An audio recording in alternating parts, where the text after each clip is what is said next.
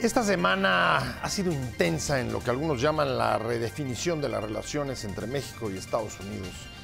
A principios de la semana concluyó la sexta ronda de negociaciones del TLC y si alguna conclusión podemos sacar de ella es que deja el proceso en la incertidumbre que ha venido planeando sobre él desde hace ya casi un año.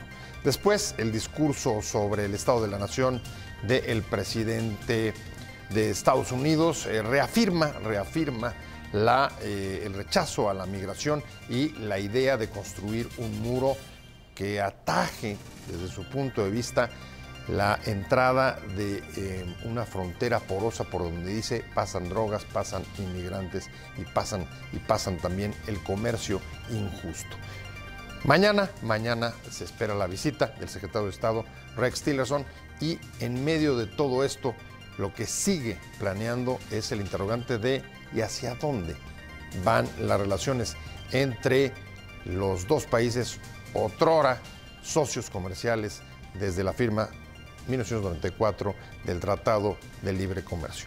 De esto vamos a hablar hoy en Opiniones Encontradas. Soy José Buendía, muchas gracias por estar con nosotros en este programa en el que todas las ideas se pueden cuestionar siempre que se debatan. Le dejo mi Twitter, José Buendía MX, y arrancamos en un momento con nuestro programa, con nuestro debate de hoy. A principios de este mes, el canciller Luis Videgaray dijo en una reunión con embajadores que la relación con Estados Unidos estaría llamada a redefinirse por los cambios que están ocurriendo en el contexto y dentro de ellos esta semana algunos hechos muy importantes dentro de este contexto. Por supuesto, la incertidumbre en que sigue la negociación del TLC, la reiteración de la construcción del muro y mañana la visita del secretario de Estado Tillerson a México, que aunque no va a tratar asuntos sobre el acuerdo comercial, sí abordará problemas de la relación bilateral y, por supuesto, hemisféricos. Soy José Buendía, muchas gracias por estar con nosotros en Opiniones Encontradas. Vamos a analizar esta semana intensa de actividad sobre las relaciones entre ambos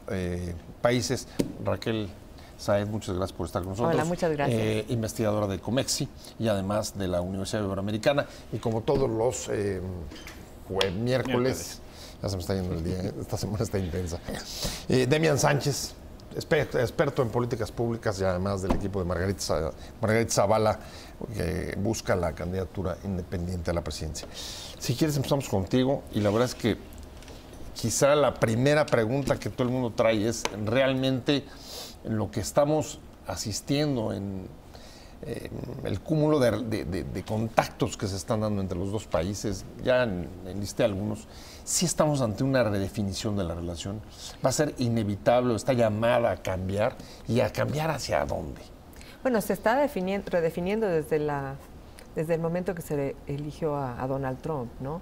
Y en este sentido, pues podría decir que incluso el presidente de México le ayudó a llegar a la presidencia el día que lo invitó a México a participar en este evento en Los Pinos. Él le prestó nuestra casa y él fue y regresó y volvió a decir lo que quería decir.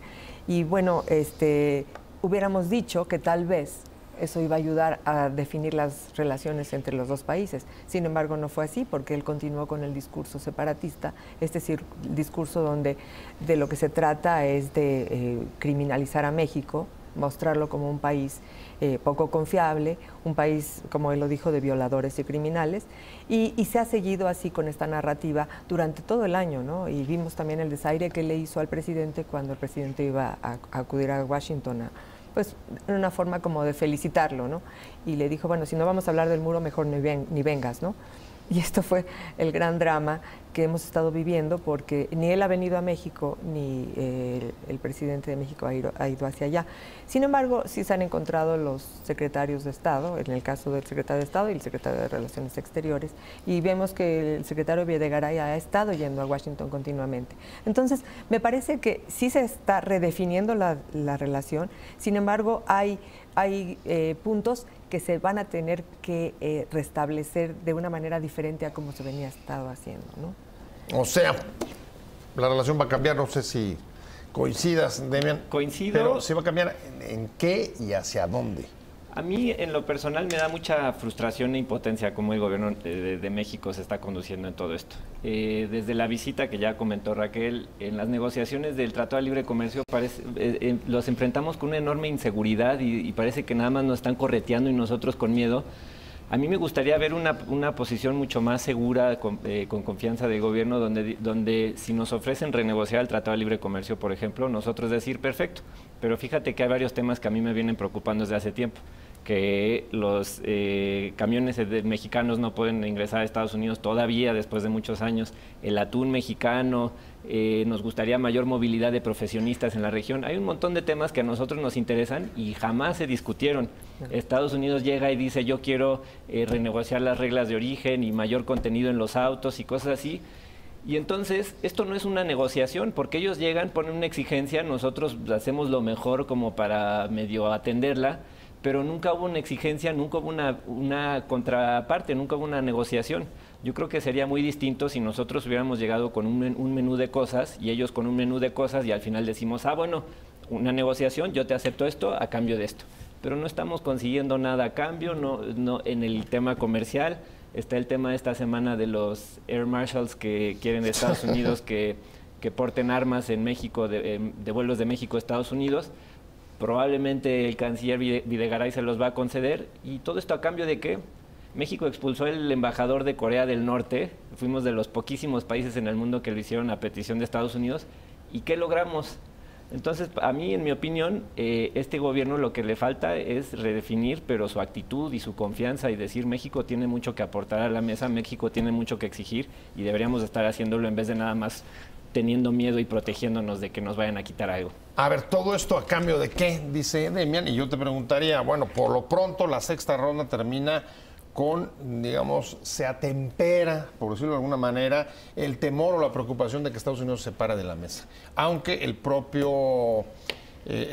la propia delegación estadounidense dice que si hubo avances en esta ronda, el proceso va muy lento y acepta que tiene sumidos a los dos países, a los empresarios y a las sociedades, a los ciudadanos que son afectados directo o indirectamente por este acuerdo, sumidos en la incertidumbre. Y así es, y una cosa muy importante es que pues tenemos una agenda de temas que pues, quisiéramos poner en la mesa de negociación, pero la negociación está a partir de que el presidente de Estados Unidos se quiere salir. Entonces, pues ya no es tratar de negociar cosas nuevas, sino tratar de que no se acabe el Tratado de Libre Comercio. Bueno, es que es un poco lo que ha dicho Demian, ¿no? Sí, y estamos en el peor de los mundos, de hecho, porque estamos en la incertidumbre de que a lo mejor nos quitan el Tratado de Libre Comercio, se ha detenido la inversión, todos sabemos que el impacto que ha tenido en la paridad peso-dólar, etcétera, y entonces podríamos tratar de evitar esa incertidumbre y ya terminar las negociaciones, pero aceptar algo malo.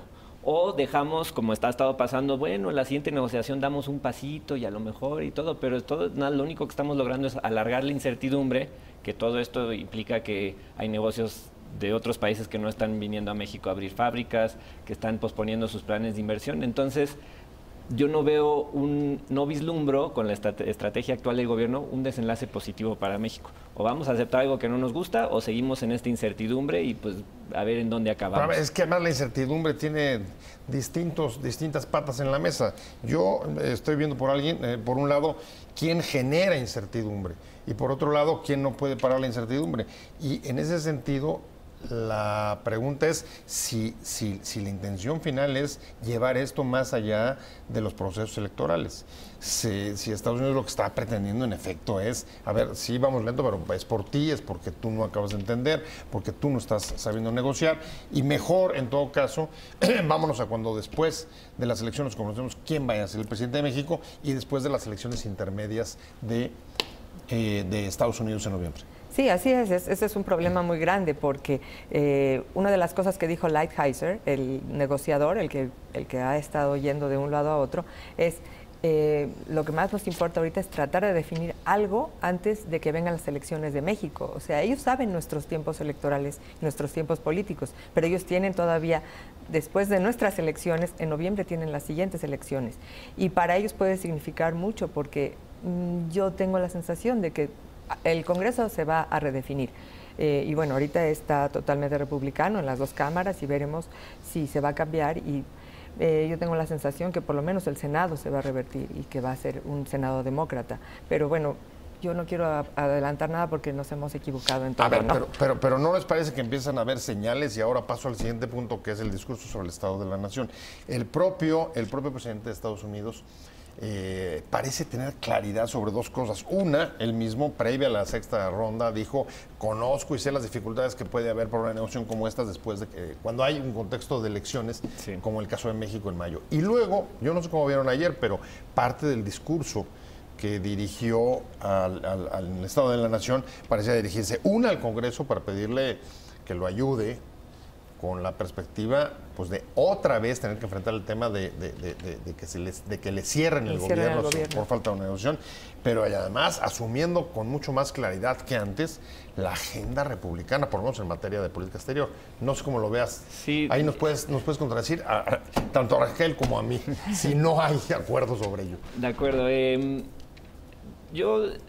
Creo que tenemos que hacer la distinción de Donald Trump en el Congreso. Ya había ido alguna vez al Congreso y le fue muy bien, que con un tono conciliador, bipartidista, sí, trabajemos juntos, etcétera. Y el Donald Trump de siempre, que está en su Twitter diciendo, pues, cosas muy raras a veces, que nunca diría ningún otro presidente. Y lo que hemos visto de él es que él no tiene la disciplina para mantener un mensaje, y mucho menos un mensaje más conciliador que de repente va en contra de lo que él ha prometido o en contra de lo que le pide su base. Entonces yo no le pondría demasiada importancia a lo que pasó ayer en el discurso de Donald Trump. Fue uno bueno, todo el mundo se lo ha reconocido, pero yo no creo que esto marque un cambio de actitud o de opinión de él en torno al gobierno de Estados Unidos, pero en torno al gobierno de México y el muro y el Telecán. O sea, dirías, quizá fue de los mejores discursos y de las mejores intervenciones de Trump. Pero yo difiero en eso. A ver, bien. Digo, mejor dentro de lo que él ha hecho a la fecha. Pero yo difiero porque realmente ese discurso sí fue elaborado por uno de sus más aguerridos colaboradores, que fue Stephen Miller, que ya lo hemos visto en algunas otras entrevistas, y él tiene una ideología muy clara y muy parecida a la de Trump, pero además es muy fuerte en la forma en que lo dice. Y el discurso, si lo podemos separar en partes, la parte central y la parte más importante estaba relacionada a migración. Y se hizo... Migración y seguridad.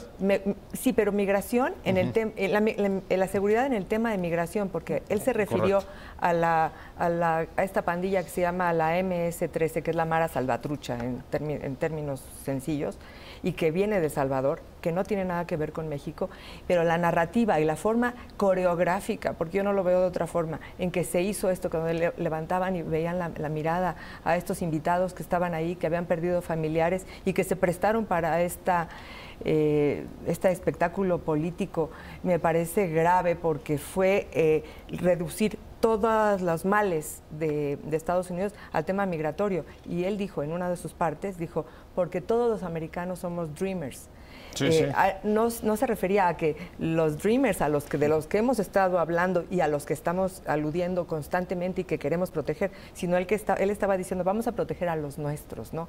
Y a estos veremos qué hacemos con ellos. O sea, diría, sigue con un lenguaje, con un discurso divisorio, totalmente polarizador, pero... Y podríamos ver la respuesta del propio Congreso que estaba ahí. Los demócratas no se levantaban casi nunca a aplaudir, ¿no? Que además parecía un circo eso de pararse cada 10 palabras a aplaudirle, ¿no? Bueno, fue ampliamente aplaudido. Por el lado republicano. Por el lado republicano. Es de los demócratas discursos más aplaudidos que yo le he escuchado. Pero en cualquier caso, a ver, ¿no sentirías entonces que esto marca o pueda marcar, digamos, un nuevo, digamos, nivel de arreglo con su propio partido de cara al proceso electoral? Y además...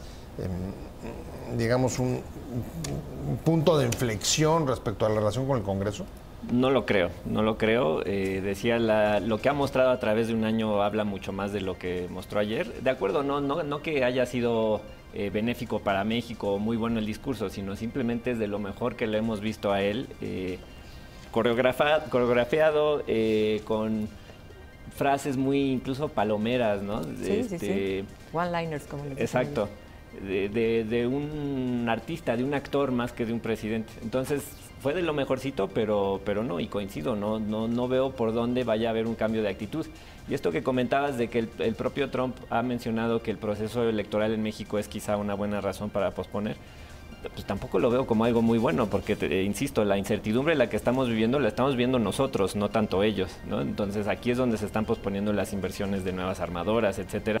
Analizando las relaciones México-Estados Unidos en el marco esta semana de la visita de Rex Tillerson, mañana del discurso del Estado de la Nación que pronunció ayer el presidente Trump, y de la sexta ronda de negociaciones del TLC. Y antes de irme al corte, estábamos hablando justo del discurso del Estado de la Nación, y ahí Raquel, me quedé con una pregunta que era, a ver, Decía Demian que no necesariamente veía un cambio que estuviera viendo las elecciones mexicanas como un problema para él, en el sentido de llevar más allá el tratado, pero al mismo tiempo el secretario de Economía, que ha sido el que encabezó las negociaciones allá, salió a decir que, después de que terminó la ronda, que si no ratifica el tratado Trump, estaría arriesgando su reelección. ¿Tú lo crees?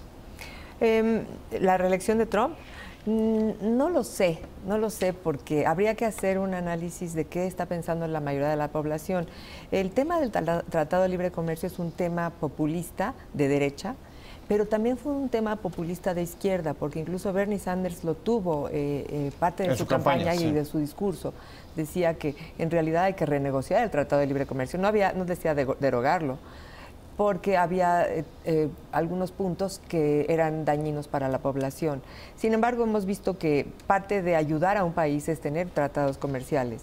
Y una cosa importantísima es que qué le puede pasar a nuestro país cuando se ha construido toda la estructura de la globalización, que eso es lo que significa el Tratado de Libre Comercio, y de pronto lo tiran, ¿no? ¿Qué pasa con toda nuestra estructura? Y una de las cosas que le molestó a Estados Unidos, algunos de sus colaboradores, fue cuando se enteraron que México a lo mejor estaba pensando en firmar un tratado de libre comercio con China, y dijo que eso sería una traición hacia Estados Unidos. Bueno, se me hace de lo más protagonista de Estados Unidos. Es un poco lo que salió en la sexta ronda, a propuesta de Canadá, sobre que el trato que darían ellos en caso de que Estados Unidos o México firmara o tuvieran un acuerdo con China, con otra potencia, se lo tratarían peor que a un socio comercial. Pero México necesita tener estos socios comerciales porque, como decía, estas estructuras globalizadoras ya están instauradas, y tirarlas para volver a comenzar y restablecer el mercado interno, que se tiene que hacer. No digo que no lo deben de hacer, el mercado interno es un punto que se tiene que llevar a cabo.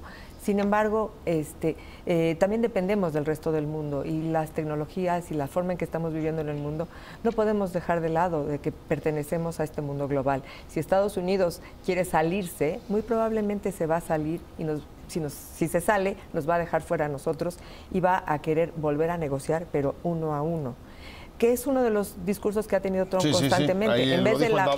En vez de la multilateralidad, él prefiere la bilateralidad, porque así tiene una posición de poder sobre el otro. En un tratado multilateral todos son iguales, y eso es algo que a él no le gusta. Sí, se diluye la posibilidad de establecer o poner, digamos, las condiciones del tratado. ¿Tú crees que sí se juegue? ¿Tú crees que él se esté jugando, o se pueda llegar a jugar la presidencia con la ratificación o no del TLC? No lo creo, y se ha jugado la reelección por otras decisiones, y su base ahorita pues sí está erosionada. Entonces, yo creo si fueran las elecciones hoy, si hubiera un candidato decente del otro lado, lo perdería. Ahora, recordemos que justamente ganó la elección pasada en estos estados que fueron mayoritariamente golpeados por la globalización, el llamado Rust Belt, que esos estados de Wisconsin, Pensilvania, etcétera, son los que le dieron la victoria. Y entonces él, en su cálculo político, dice: si quiero conservar estos estados, que sorpresivamente fueron para él, todo el mundo esperaba que fueran para Clinton, si quiero conservar estos estados, tengo que tomar medidas precisamente como esto. Y entonces a veces siento que también no entendemos su lógica, porque decimos, pues, no tiene sentido que Estados Unidos se vaya a salir, que se dé un disparo en su propio pie y lastime su economía, pero a él esas cosas no le importan, ¿no? Ya salió del tratado de cambio climático, cosas que le afecta a su país, pero por su ideología y su base se salió. Y entonces ha tomado una serie de decisiones que lo acaban afectando la economía, empresarios se quejan, legisladores, la gente, el público, pero él ha sido muy constante, eso sí, en atender a su base. Bueno, entonces, pero además, curiosamente lo que vimos ayer fue un discurso prácticamente de campaña. Sí, más serio, decían ustedes, y leyendo el teleprompter, contrario a su gusto por la improvisación, pero es un discurso de campaña dirigido a las elecciones intermedias y a su partido, el republicano, en el que ni siquiera nombró ni mencionó el TLC. O sea, es un tema que no existe. No es un tema de campaña para él, es una cosa rara. Habló de tratados comerciales injustos para Estados Unidos. Eso claro, sí lo mencionó. Un montón. No, sí, pero por ejemplo no mencionó lo del tratado, lo del Acuerdo de París, ¿no? De eso no habló. Ni habló de muchas otras cosas que se esperaría, ¿no? Ni tampoco habló de las investigaciones que se están llevando a cabo en su contra. Eso también hubiera estado interesante oírlo. Pero otra vez estaría hablando a esta base que votó por él, a estos de estos 4 estados en particular, y ver qué podría obtener. Lo que sí me queda claro es que hay ciertas elecciones que se han llevado a cabo en este año, a fin de año, elecciones especiales en diferentes estados, a diferentes niveles, que los han recuperado los demócratas, que han caído incluso los en Wisconsin, y en elecciones menores, es decir, los que están muy cerca de la gente. Así que yo pensaría que ya no tiene esa base tan asegurada. Por eso el discurso de ayer estaba como muy dirigido a ellos que están en contra de la migración, y esa era la parte central.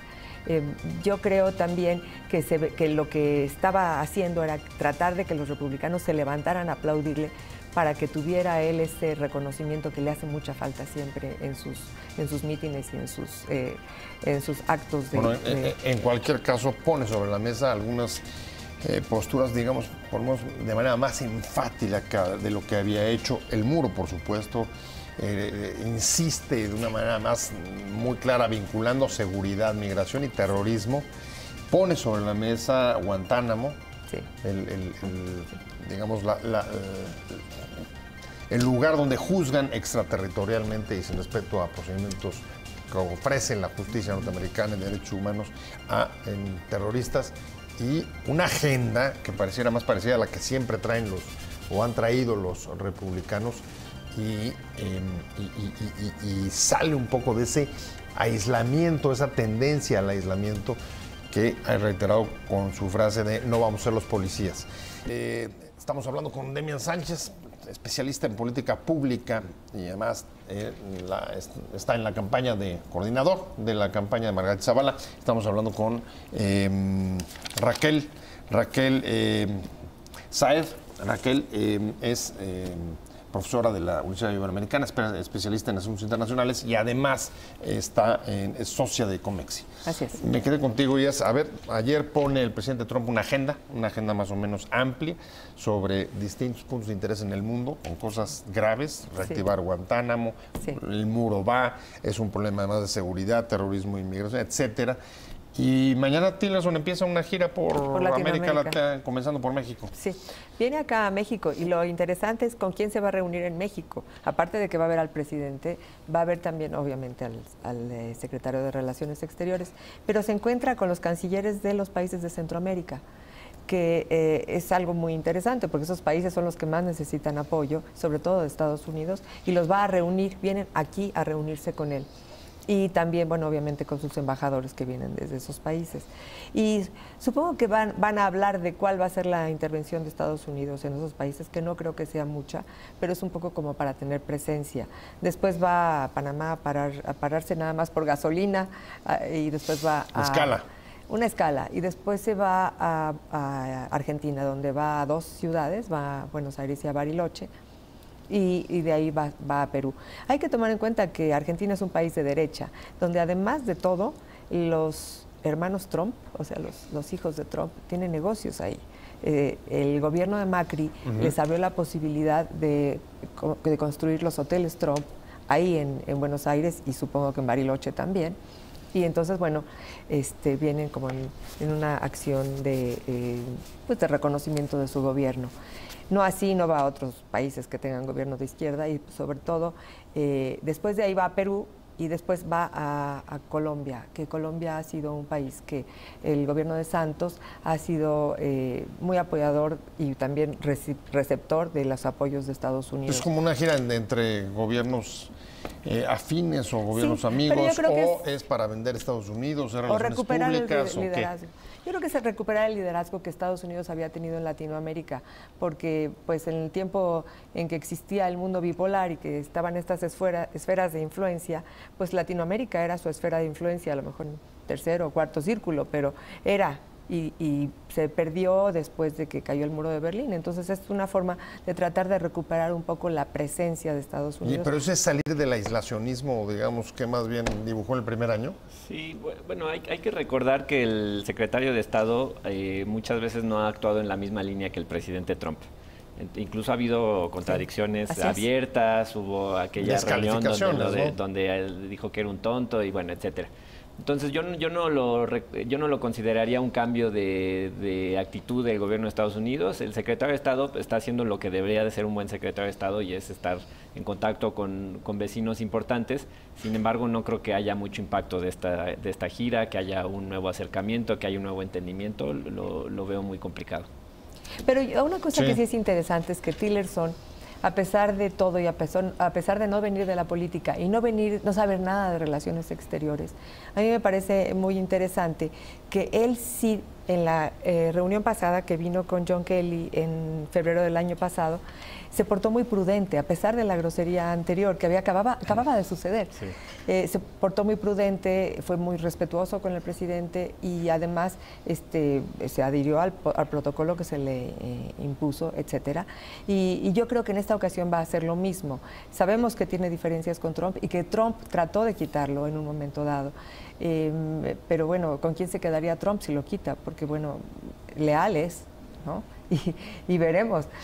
Voy a la recta final y lo que nos queda ya, digamos, en el mediano plazo es, habrá una séptima ronda, y es pronto, sí, pronto. 28 de febrero, Ciudad de México.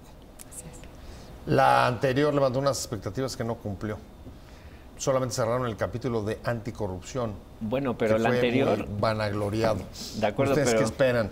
La anterior, entre las dos últimas rondas, empezó a surgir en Canadá este rumor de que Estados Unidos iba a salir y todo. Y entonces, dentro de esa paranoia de que se iba a terminar el tratado, no estuvo tan mal, ¿no? Las expectativas era que se pudiera avanzar y que Estados Unidos no saliera. Entonces, en ese sentido, pues, estuvo bastante bien.